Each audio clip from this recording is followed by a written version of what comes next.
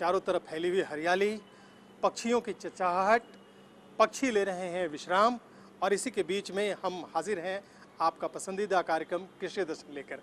मैं हूं राकेश और मैं हूं शंपा। स्वागत है आपके कार्यक्रम कृषि दर्शन में। जोहार। तो शंपा, आपके क्या हाल चाल हैं? मेरे जो हाल हैं वो भी सही है और मेरी चाल भी सही है। आपकी हाल चाल तो बिल्कुल सही होनी ही चाहिए, लेकिन हमारे जो किसान भाई हैं ये जरूर जानना चाहेंगे कि उनकी खेती किसानी का हाल चाल क्या है। बिल्कुल, और ये जान पाएंगे वे कृषि समाचार के जरिए। बिल्कुल बिल्कुल। किसान भाइयों, हम आपके लिए कृषि दर्शन में प्रस्तुत करते हैं कृषि समाचार, जिसमें आप खेती बाड़ी से जुड़ी तमाम तरह की खबरों को, देश दुनिया की खबरों को देखते हैं।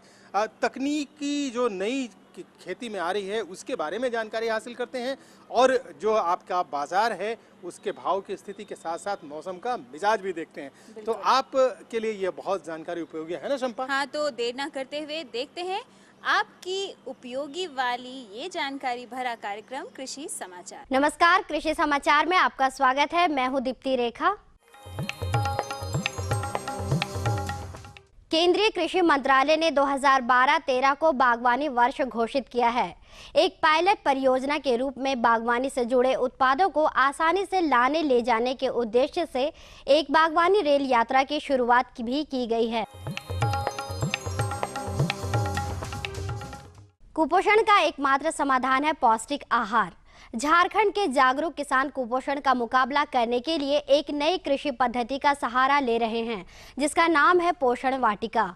इससे सालों भर किसान के पूरे परिवार को पर्याप्त सब्जी, फल और दूध मिल रहा है। इसके लिए किसान को अपने घर के ही आसपास की आधा से 1 एकड़ जमीन को पोषण वाटिका के रूप में विकसित करना होता है। सबसे पहले उस जमीन का घेराव झाड़ी, बांस या तार या मिट्टी, ईंट से या जो भी संभव हो सके उससे किसान स्वयं करें। इस आधे से 1 एकड़ जमीन में वर्ष में 3 फसल एवं 3 तल्ले की खेती करनी होती है, ताकि 1 एकड़ जमीन से 3 से 6 एकड़ जमीन के बराबर उत्पादन मिल सके। इस पोषण वाटिका में सिंचाई की समुचित व्यवस्था करनी होती है और एक ही साथ 6 तरह के काम करने होते हैं, जैसे सब्जी की खेती, फलदार पौधे, वन औषधि उत्पादन, जैविक खाद का उत्पादन, वर्षा जल संग्रहण और गौपालन।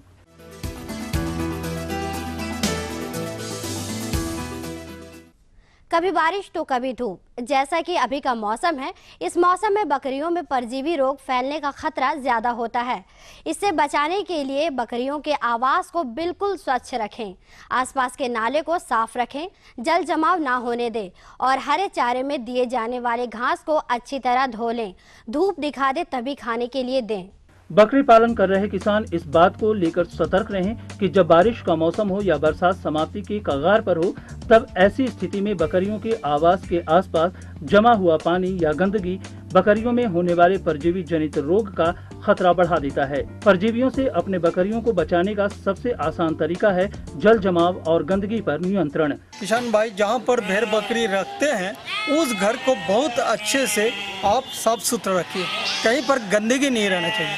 गंदगी रहने से ही बीमारी का उत्पन्न होता है। तो इसीलिए किसान भाई, पहले तो अपना घर जहाँ पर वो रहते हैं उसको साफ सुथरा रखिए। कहीं पर आपको गंदगी नहीं होना चाहिए।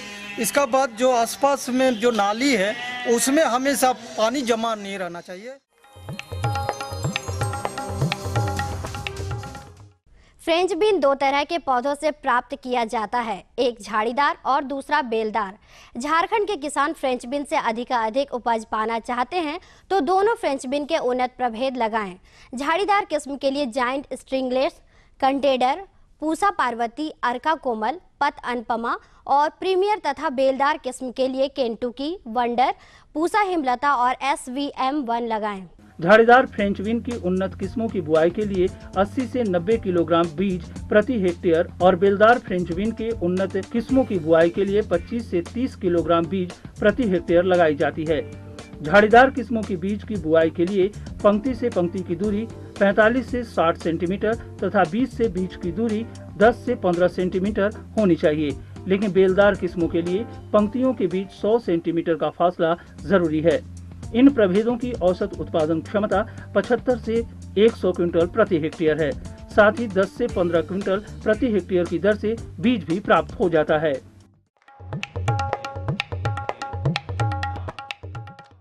आज आज हम उस किसान से रूबरू होंगे जो अपने इलाके में श्रेष्ठ सब्जी उत्पादकों में से एक हैं। इनके कई एकड़ खेतों में लहलहाती हुई बैगन की फसल इनकी सफलता की कहानी कह रही है। वैसे तो ये अनाज भी उपजाते हैं, लेकिन मौसमी सब्जियों की खेती में खास दिलचस्पी रखते हैं। ये धान भी उपजाते हैं, दलहन तिलहन भी और कभी कभार मसाले वाले फसल भी लगाते हैं, लेकिन सब्जी उत्पादन में इनकी कोई सानी नहीं है। मौसम के अनुसार अपने खेतों में सभी किस्म की सब्जी फसल लगाते हैं। अभी ये अपने खेतों के एक बड़े हिस्से में बैगन का फसल लगाए हुए हैं। इन ललहाते बैगन के पौधों को देखकर आप सहज अनुमान लगा सकते हैं कि ये कितने लगन और मेहनत से खेती करते हैं। बिरसा कृषि विश्वविद्यालय पलांडू वगैरह सब दे के मतलब वहाँ पर ले जाके किसानों को प्रशिक्षण दिलवा के ला के अच्छा तरीके से खेती करवाते हैं, जिससे किसान को अच्छा से अच्छा लाभ मिले, अच्छा फायदा मिले और हमारा झारखंड राज्य हमेशा आगे बढ़े और हमारा देश भी आगे नाम रोशन रहे कि किसान के ही बिना पूरा दुनिया चलता है और किसान से ही सब कुछ चलता है। विज्ञान के विकास ने कृषि यंत्रों का आविष्कार कर खेती के मायने ही बदल दिए हैं। आज कृषि कार्य के लिए ऐसे यंत्रों का आविष्कार होता जा रहा है जो कृषि को काफी सुविधाजनक बना दिया है। अभी धान का फसल अपने बढ़वार पर है। कई खेतों में जहां पहले बुआई की गई है वहां धान वाली फसलें फूटने के कगार पर है। ऐसे में खेतों में निकाई गुड़ाई जरूरी होता है। हालांकि इससे पहले से ही बीच बीच में निकाई गुड़ाई का कार्य चल रहा होता है। किसान इस काम के लिए पैडी वीडर की सहायता ले सकते हैं। पैडी वीडर रोपा धान से लेकर बाद तक खेतों की निकाई गुड़ाई करने में सक्षम है। इसकी कार्य क्षमता 20 डिसमिल प्रतिदिन है। आइए अब एक नजर डालते हैं कृषि जगत से जुड़ी कुछ खास गतिविधियों पर। बीते दिनों किसानों के हितार्थ काम करने वाली एक संस्था के आमंत्रण पर लगभग 8 से 10 गांवों के किसानों, कृषि विशेषज्ञों और अधिकारियों के बीच सीधा संवाद कायम हुआ। दोनों पक्षों ने उन्नत खेती के लिए परस्पर जानकारियों का आदान प्रदान किया। इस संबंध में United bank of India Itki शाखा के प्रबंधक रॉबिन इग्नासियस लकड़ा ने बताया, किसानों की जो बहुत विभिन्न समस्याएं हैं, सिंचाई की सुविधा, मार्केटिंग, भंडारण और तमाम सुविधाओं से निपटने के लिए इनको संगठित करके इनको प्रोत्साहन दिया जाता है। आशा ही नहीं विश्वास है कि आने वाले दिनों में इटकी झारखंड राज्य में एक मॉडल के रूप में विकसित होगा और इसका अनुकरण बाकी क्षेत्र के प्रखंड, जिला और राज्य के किसान करेंगे। अब एक नजर राज्य के 3 प्रमुख शहरों के मौसम के मिजाज पर।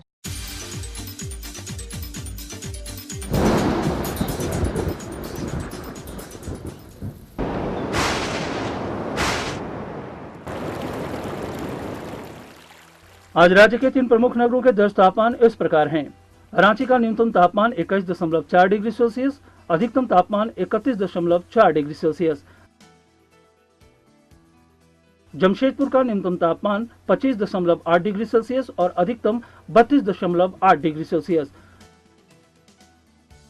मेदिनीनगर का न्यूनतम तापमान 23.5 डिग्री सेल्सियस और अधिकतम 33.6 डिग्री सेल्सियस। और अब मंडी भाव में आइए नजर डालते हैं अनाजों के भाव पर।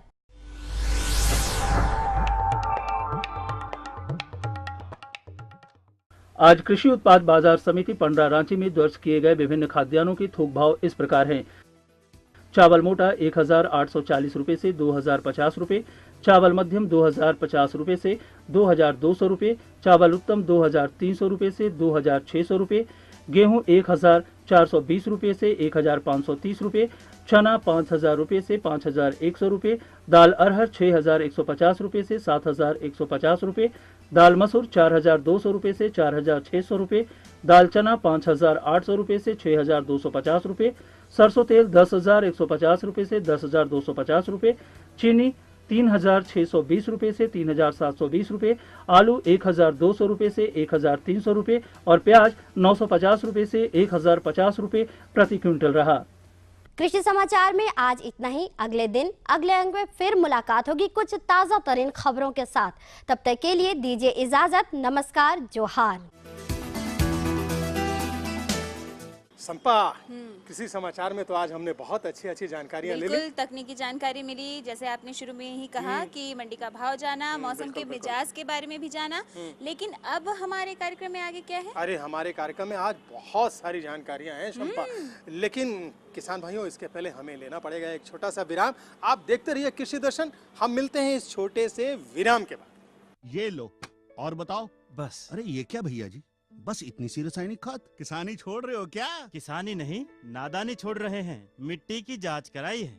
अब तो लालाजी जितनी जरूरत है उतने ही उर्वरक खेत में डालेंगे। हाँ, किसान भाई आज ही अपने जिले की नजदीकी भूमि परीक्षण प्रयोगशाला में मिट्टी की जांच जरूर करवाएं और मिट्टी में पोषक तत्व, नमी व पौधे के विकास को देखते हुए केवल जरूरत के अनुसार ही पोषक तत्व डालें। और हाँ, मिट्टी में गंधक, जस्ता, बोरोन जैसे सूक्ष्म पोषक तत्वों का पता लगाना भी न भूलें। उर्वरक और जैविक खाद के सही उपयोग से भूमि का उपजाऊपन बनाए रखें, उत्पादकता बढ़ाएं, खर्चा घटाएं और बहुमूल्य विदेशी मुद्रा बचाने में भी सहयोग दें। और हाँ, धीमी गति से नाइट्रोजन उपलब्ध कराने वाले उर्वरकों जैसे नीम लेपित यूरिया को प्राथमिकता दें और यूरिया का पत्तों पर छिड़काव करें। अरे वाह, तू तो सचमुच समझदार हो गया रे। अधिक जानकारी के लिए संपर्क करें जिला कृषि अधिकारी या किसान कॉल सेंटर।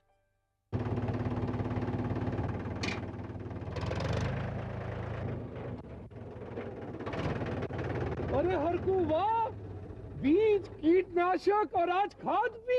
अरे इतना खर्चा कहाँ से? अरे खर्च की चिंता किसे है, मेरे पास है ये किसान क्रेडिट कार्ड। कार्ड?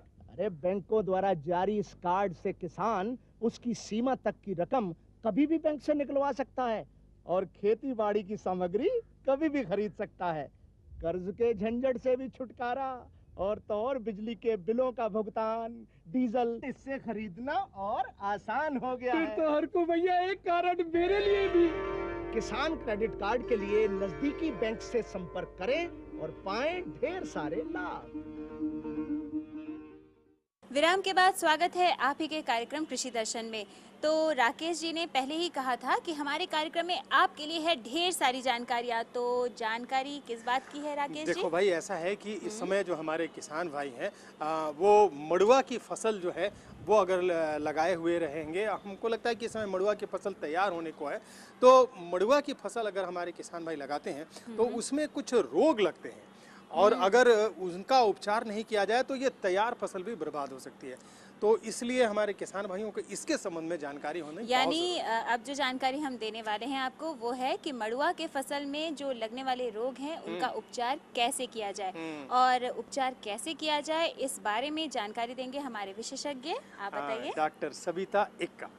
ऐसा है कि मड़ुआ की फसल में ऐसे तो 3-4 तरह के रोग लगते हैं, लेकिन हमारे झारखंड में यहाँ पे ब्लास्ट जो झुलसा रोग जो होता है इसका सबसे ज़्यादा प्रकोप होता है और ये फसल के हर अवस्था में आता है। जैसे हम लोग जब सीडलिंग स्टेज में देखते हैं, मतलब जब महीने भर का पौधा होता है उस समय क्या होता है, किसान भाई एक उपचार करते होंगे। जब महीने भर का होता है तो हम लोग इसमें यूरिया का टॉप ड्रेसिंग कहते हैं, यूरिया का छिड़काव करते हैं।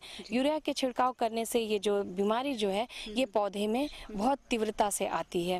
इस बीमारी में जो लक्षण होते हैं ये तापमान पर इसका प्रसार बहुत ज़्यादा निर्भर करता है। अगर हमारे वातावरण में उस समय 20 से 25 डिग्री सेंटीग्रेड तापमान रहता है और आर्द्रता जो होती है वो अगर 90% होती है तो इस रोग का प्रसार बहुत तेज़ी से एक पौधे से दूसरे पौधे में फैलता है। रोग के लक्षण जैसा कि हम जानते हैं कि नाव के आकार के पत्ते में पहले धब्बे पड़ते हैं। ये पहले नीचे के पत्तों पे पड़ेंगे, उसके बाद फिर ये ऊपर के पत्तों पे। इस तरह से पूरी की पूरी फसल में अगर हम इसका उपचार नहीं करते हैं तो ये पूरी की पूरी फसल पे फैलती है और चूंकि इसका नाम झुलसा हम लोग इसलिए रखते हैं कि ये पूरी फसल को झुलसा देती है। ये तो अभी पत्ते की बात हुई। जब पत्ते में जैसे ये रोग लगा उसके बाद ये रोग जो है इसके डंठलों पर लगते हैं। मड़ुआ के डंठलों पर लगते हैं तो डंठल में जहाँ पे बालियाँ बनती हैं ठीक उसके नीचे भूरे रंग के धब्बे हो जाते हैं। डंठल में जैसे ये धब्बे बनते हैं तो जो पानी और खाद्य पदार्थ का जो प्रचार प्रसार होता है पौधों में ऊपर की तरफ में दानों के पास में वो बंद हो जाता है और क्या होती है पौधे जो है वो वीक हो जाते हैं, जो डंठल होते हैं वो वीक हो जाते हैं और जोर के हवा से या हल्के हवा के झोंके से वो टूट करके नीचे झुक जाते हैं। उसके बाद ये रोग जो है उसकी बालियों पे लगते हैं। बालियों पे लगते हैं तो जो बाली जहाँ पे बनने होते हैं वो नहीं बन पाते हैं, इसको हम लोग चैफी कहते हैं, वो ऐसे ही पड़ा रह जाता है। तो इस तरह से ये रोग जो है ये फसल को हर अवस्था में, चाहे वो सीडलिंग स्टेज है जो उसकी बाल्यावस्था है तब भी ये फसल को नुकसान करती है। जब पौधा 1-2 महीने का होता है तब ये इसके पत्तों पे आकर के इसे झुलसा देती है। अगर उस समय पौधा इससे बच निकलता है तो फिर ये इसके डंठलों पर आती है और उससे क्षति होती है। अगर तब भी अगर पौधा अपने को बचा पाया तो फिर ये इसके जो ग्रेन्स होते हैं, फिंगर्स होते हैं, जो बालियाँ होती हैं उस पर होती हैं। इस तरह हम देखते हैं कि ये रोग जो है हर अवस्था में फसल को नुकसान पहुंचाती है और इससे जो यील्ड जो होता है, जो उपज होता है उसमें कम से कम आधा इसमें हानि हो जाता है। तो जैसा कि मैंने बताया कि यील्ड में हानि होता है, तो ऐसा नहीं है कि हम इस फसल को बचा नहीं सकते हैं। इसके लिए हम लोग कुछ उपाय शुरू से ही इस बात का ध्यान देंगे। तो इसका उपचार है, जैसे हम लोग जब भी मड़ुआ लगाते हैं तो जो बीज का जो उपचार है वो हम लोग करेंगे बेवेस्टीन नामक दवा, जिसकी कि 1 ग्राम दवा 1 kg सीड के लिए सफिशिएंट होती है, मतलब तो इसका उपचार करके अगर हम लगाएंगे तो ये बीमारी थोड़ा कम लगती है। इसके अलावा बीमारी ऐसा है कि ये जो रोग के जनक होते हैं अगर अपने पौधों पे नहीं तो वो घास पे और कहीं दूसरी फसल पे पनपते रहते हैं, और जैसे इनको वातावरण मिलता है, जैसे मैंने पहले बताया कि कुछ अनुकूल वातावरण में ये तेजी से फैलते हैं, तब अगर ये वातावरण मिलता है तो ये दूसरे फसल से भी अपने फसल में आते हैं। तो इसके लिए भी कुछ फोलियर स्प्रे हम लोग बोलते हैं, कुछ छिड़काव के लिए कुछ केमिकल्स कुछ दवाइयाँ हैं, उसका छिड़काव करके हम लोग इस फसल को बचा सकते हैं। जैसे कि ट्राईसाइक्लाजोल, ये हम लोग धान की फसल में भी इस रसायन का बहुत उपयोग करते हैं। ट्राईसाइक्लाजोल जैसे बीम हुआ, टिल्ट हुआ, कंटाफ हुआ, ये सब दवाइयाँ जो हैं ये अगर ये लिक्विड में है, अगर तरल में है तो 1 मिलीलीटर 1 लीटर पानी में घोल बना करके हम लोग छिड़काव करेंगे 15 दिन के अंतराल पे 2 बार। और अगर ये पाउडर फॉर्म में है तो इसका भी 1 ग्राम मात्रा 1 लीटर पानी में घोल बना करके हम लोग छिड़काव करेंगे 2 बार। तो इस बीमारी से हम लोग अपने फसल को पूरी तरह से बचा सकते हैं। इन सब के अलावा कुछ रोग-रोधी किस्में हैं। इन रोग-रोधी किस्मों में इस बीमारी का जो प्रचार प्रसार जो होता है वो कम होता है। हमारे बिरसा कृषि विश्वविद्यालय से भी कुछ किस्में हैं जिसमें कि इस रोग का प्रचार प्रसार कम होता है, जैसे किसान A404। ये चूँकि मार्केट में अगर ये किस्में नहीं मिलती हैं तो ये हमारे अपने डिपार्टमेंट में ये किस्में मिलती हैं, आप यहाँ से खरीद करके अपने खेतों पे लगा सकते हैं। इसके अलावा GPU 28, GPU 48, ये सारी हाई यील्डिंग वेराइटीज़, मतलब जो लोकल लगाते हैं उससे 2 गुना इसमें उपज में बढ़ावत भी होते हैं, मुनाफा भी पाते हैं और इससे रोग भी इसमें कम लगता है। तो इन फसलों को वो लगा सकते हैं अपने खेतों में। खुशबू की फुहार में, स्वाद की बहार में, तरक्की की तानों में, खिलती मुस्कानों में, हरे भरे पौधों में, बड़े बड़े सौदों में, मधुर भिनभिनाहट में, खुशियों की आहट में। NHM बागवानी मिशन, हमारी चाहत आपकी मुस्कुराहट। तो किसान भाइयों, आपको ये जो जानकारी मिली हमें लगता है कि ये आपके लिए बहुत उपयोगी होगी और हम चाहते हैं कि आपको ऐसी ही और ढेर सारी जानकारियां देते रहें। संपा, अगली कौन सी जानकारी हम किसान भाइयों को देने वाले हैं? अब जानकारी तो नहीं है, लेकिन हाँ, इनके जीवन से आपको काफ़ी सारी जो प्रेरणा है वो मिलेगी। अच्छा, समझ तो गए होंगे। हाँ, आपका इशारा मैं बिल्कुल समझ गया। किसान भाइयों, चलिए हम आज आपको मिलाते हैं एक सफल किसान से, ताकि उनका जो काम है और उनकी जो उपलब्धियां हैं वो आपके लिए भी प्रेरक हों। ये सफल किसान हैं अग्नू महतो। तो अग्नू जी, हम आपसे जानना चाहते हैं कि ये टपक विधि द्वारा आपने ये मिर्च की खेती की है, ये पद्धति आपको कहाँ से पता चली और आपको क्या फ़ायदा हुआ इस पद्धति से, ये हमें किसान भाइयों को बताएं। ये टपक विधि हम लोग को UNDP एक संस्था है, उसके माध्यम से हम लोग को ये चीज़ हुआ है। उनका 1-2 आदमी का नाम बता सकते हैं जरूर जी। एक का नाम है खालिद जी और एगो मैडम थी, उनका नाम है शांति। वो लोग आके हम लोग को बहुत प्रेरित किए थे और लगाने से पहले हम लोग को मतलब बैठा के ग्रुप में मीटिंग टाइप का और बताए कि कम पानी में अच्छा खेती, कम मेहनत में अच्छा फसल उगाने का सिस्टम है, इसको करो तुम लोग। तो हम लोग के तैयार हुए, तो हम लोग के यहाँ ये चीज़ लगा और अभी लग के बहुत ही अच्छा लग रहा है और अच्छा फ़ायदा है। आपने फ़ायदे की बात की, तो इस विधि द्वारा, टपक विधि द्वारा आपने जो मिर्च की खेती की है, ये आपको बहुत फ़ायदा दे रहा है। वो किस तरीके से दे रहा है वो भी हमारे किसान भाइयों को आप बताएं। ये क्या की टपक सिंचाई सिस्टम है। हम लोग ट्रे में इसका बिछड़ा करते हैं। ट्रे में बिछड़ा करने से वहाँ भी मेहनत कम लगता है। एक बार 5 लीटर का झरनी आता है जो सिंचाई के लिए, उसमें 1 बाल्टी भर देते हैं तो पूरे पौधा हम लोग का मतलब सिंचाई हो जाता है। उसमें भी कम समय लगता है। उसमें घास नहीं आता है तो निकालने का समय हम लोग को बच जाता है। उसके बाद डायरेक्ट हम लोग आके खेत में लगाते हैं। यहाँ भी कम मेहनत लगता है। इस तरह से फ़ायदा है, टाइम का बचत है, खाद का बचत है, मेहनत कम है। यानी कि इस विधि को अपनाने से आपको काफ़ी जो है फ़ायदा हुआ है जी। तो किसान भाइयों, आपने देखा कि हमारे किसान भाइयों ने बताया कि इस विधि को अपनाकर उन्होंने काफ़ी फ़ायदा जो है उन्हें प्राप्त हुआ है। आइए जानकारी लेते हैं हमारे विशेषज्ञ से, और इसके बारे में उनकी क्या राय है ये भी हम जान लें। हमारे प्रदेश में तो निश्चित रूप से हम लोगों ने भी जो अनुसंधान किए हैं और जो हम लोग किसानों भाइयों को बताते भी हैं कि हमारे प्रदेश के लिए मिर्च की खेती बहुत ही लाभदायक है। जैसे अग्नू महतो जी बताए कि भाई इनको ड्रिप टपकन सिंचाई विधि के द्वारा इन्होंने मिर्च की खेती फरवरी में शायद आपने रोपाई की थी और अभी इनकी फसल समाप्ति की तरफ है। हमको लगता है आपने बहुत सारे उपज इससे निकाल चुके हैं और एक पौधे से आप कह रहे हैं कि 3 किलो हम कम से कम मान के चलते हैं तो 120 रुपये का मिर्च आपने एक पौधे से बेचा।